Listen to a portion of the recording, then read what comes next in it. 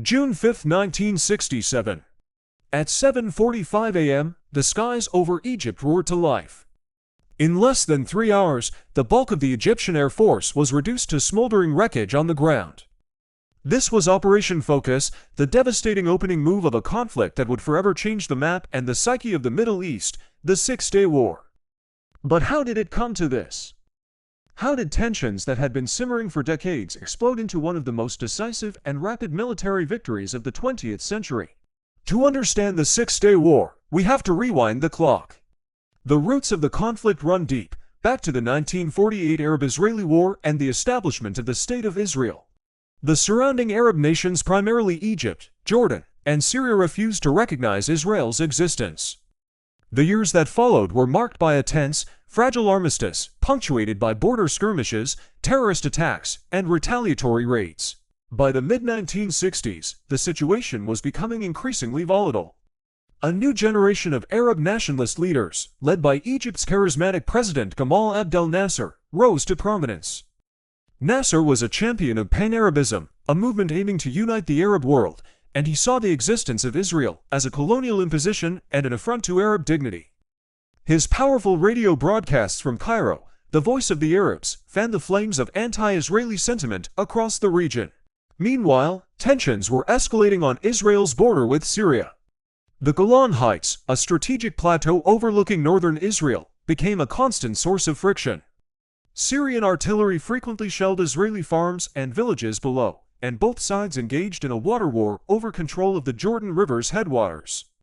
Fed up and feeling vulnerable, Israel responded with increasingly forceful military actions. The immediate trigger for the war, however, came in May 1967. Misleading intelligence reports from the Soviet Union suggested that Israel was massing troops on the Syrian border, preparing for a full-scale invasion. Although this information was false, Nasser felt compelled to act. To do nothing would be to lose his credibility as the leader of the Arab world. So, in a series of dramatic moves, Nasser marched tens of thousands of Egyptian troops into the Sinai Peninsula, right up to Israel's border. The peacekeepers who had patrolled the border since the Suez Crisis of 1956. UN Secretary-General Youthant, perhaps too hastily, complied. With the buffer gone, Israeli and Egyptian forces were now face to face. But Nasser wasn't finished. His final, and most fateful, move was to close the Straits of Tiran to Israeli shipping. This narrow waterway was Israel's only maritime access to the Red Sea and its trade routes with Asia and Africa. For Israel, this was a casus belli, an act of war. Their economy was being strangled, and they viewed this blockade as an existential threat. The atmosphere in Israel during those weeks in late May and early June was one of extreme anxiety and dread. The public, haunted by memories of the Holocaust, feared a second annihilation. Gas masks were distributed, parks were consecrated as emergency cemeteries, and a national unity government was formed. The question was no longer if there would be a war, but when. And more importantly, who would strike first? Internationally, diplomatic efforts to de-escalate the crisis failed. Israeli leaders, including Prime Minister Levi Eshkol, Chief of Staff Yitzhak Rabin, and Defense Minister Moshe Dayan, came to a stark conclusion: they were alone. They believed that waiting for the Arab armies to strike first would be suicidal.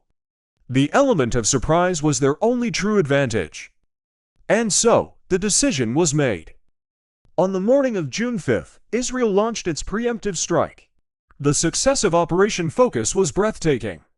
Israeli pilots, flying low to avoid radar, attacked airfields across Egypt, then turned their attention to Syria, Jordan, and even Iraq.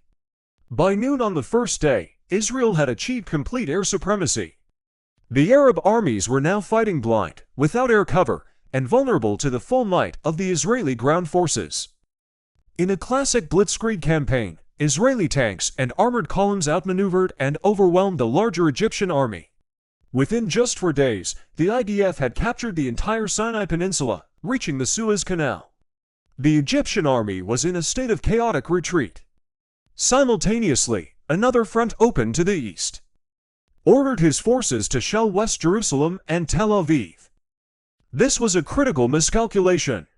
The Israeli response was swift and decisive. In some of the war's fiercest fighting, Israeli paratroopers battled Jordanian soldiers in the narrow streets of Jerusalem's Old City. On June 7th, a radio broadcast electrified the nation.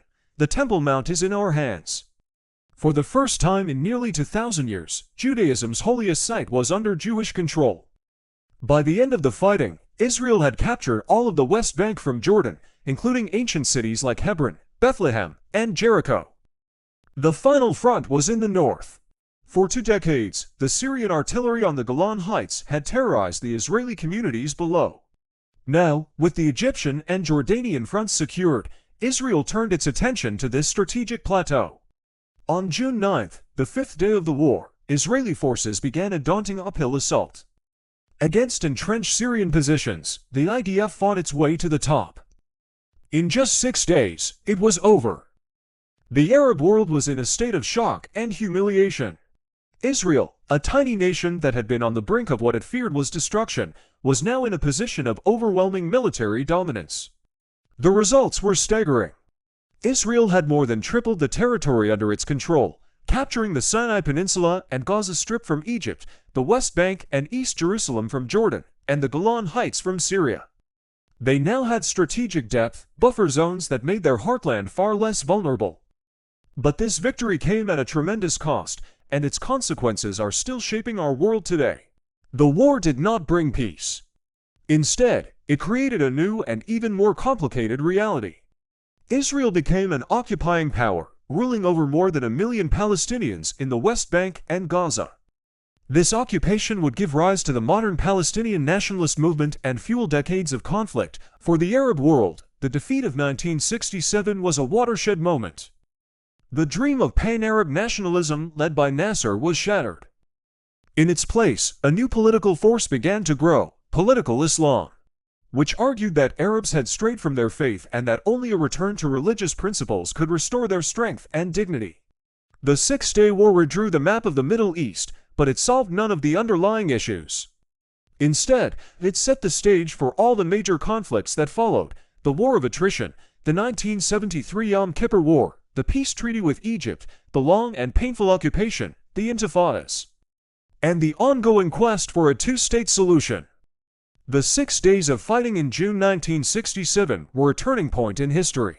It was a war that created a new set of intractable problems, a war whose tremors are still felt every single day in the holy and contested lands of the Middle East.